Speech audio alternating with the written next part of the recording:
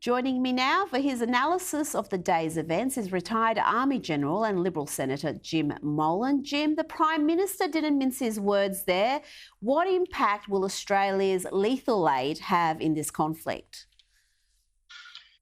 Rita, good evening. It will have the kind of effect that all of NATO who are donating weapons, and today, amazingly enough, Rita, we actually saw 3 countries who used to be Warsaw Pact countries who have operated Soviet aircraft, MiG-25s and MiG-29 and Su-29s, good fighter aircraft, have donated them from the active aircraft. They've donated them 70-plus aircraft to the Ukrainians. Now, that's extraordinary. So Ukrainian pilots will go across to these 3 countries, pick the aircraft, and they can fight with those aircraft. Our contribution is important. I think it's important because it's a manifestation of how our government is thinking about this conflict. Prior to this, we were thinking of it more in what we can do as humanitarian aid, because we had this view that the Ukraine would be walked over. It was a view that Putin had, and that was how he structured the first phase of his attack on the Ukraine. But the beauty of the result of the Ukrainian people fighting so hard and so successfully is that people are prepared to give them lethal aid similar to ours. The Germans, for example, have given 1,000 anti-armoured missiles, anti-tank missiles, and they've given them 500 anti-aircraft missiles. Now, this is significant. This is coming from all of these countries, and it's going straight to help the people of Ukraine fight against the Russians. So what we've done, I think, is very, very important. $100 million worth of these weapons. None of us know exactly what they are.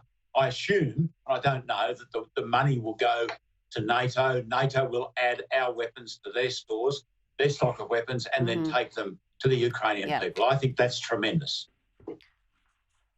Now, China would be watching what's happening here closely, watching the world's reaction to Russia's invasion of Ukraine. Is the fact that the West has responded so strongly likely to deter China from moving against Taiwan? Well, we've certainly responded strongly in the sense that we're sending things to the Ukraine. We've responded very strongly, particularly when we look at the 5th day of this war, and the sanctions are starting to bite. The ruble is dropping and the Russian central bank is having trouble. The donation of the things that I was speaking about before and the protests in Russia, I think, itself are very, very important.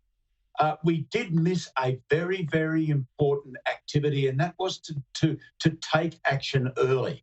One of the most important aspects of everything in relation to confronting a dictator, an authoritarian government, is not to let them get ahead of steam up and then we find that the sanctions we're applying are too late. And once the attack has started, it's unlikely to be stopped. So we missed, Rita, acting decisively against Russia when they took the South China Sea. And by we, I mean the broadest sense. Our government has acted very strongly against China. I mean the West in general.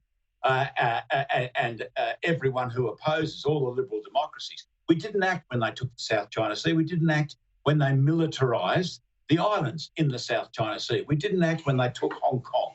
And we have acted verbally quite well when over the Uyghurs and over human rights within China. So, yes, I think we're reacting to the maximum we can at the moment. That is, we're sending weapons across the border to the Ukrainians for them to fight, but we missed a lot of action early, and China would be looking at that and saying, yeah, well, they didn't take us on. How far can we push it again? And I want to ask about that, Jim, because why didn't we, the West in general, not just Australia, react as strongly against China as we have against Russia? Like you mentioned, the aggression in the South China Sea, the crackdown in Hong Kong, the fact that they've got more than 1 million Uyghurs in camps. We've just held the Olympics there. It seems China can get away with a certain amount of misbehaviour, for want of a better term. Yes, and I think what has caused us to rethink this is the sight of Russian tanks, Russian aircraft invading a neighbouring country. China hasn't done that yet. They've said they will in certain circumstances, and we must be prepared.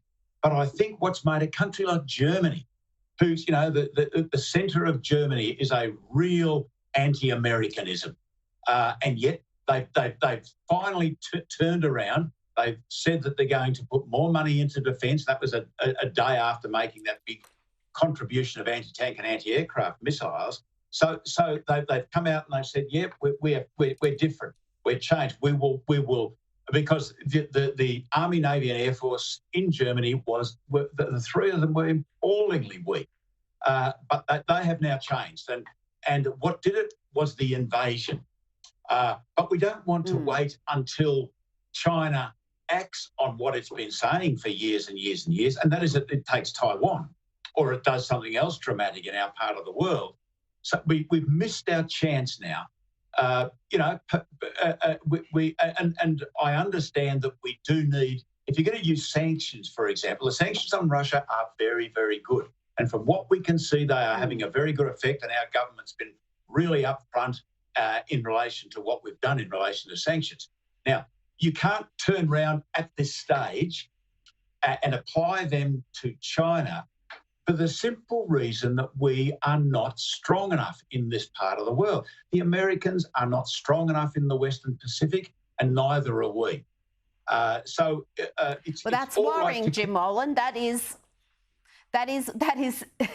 terribly worrying, as is your assessment that we've missed our chance to move against China, and if we have to wait for them to invade Taiwan, that would be fairly grim. Jim Molan, it's always wonderful to get your insights. Thank you for joining me tonight.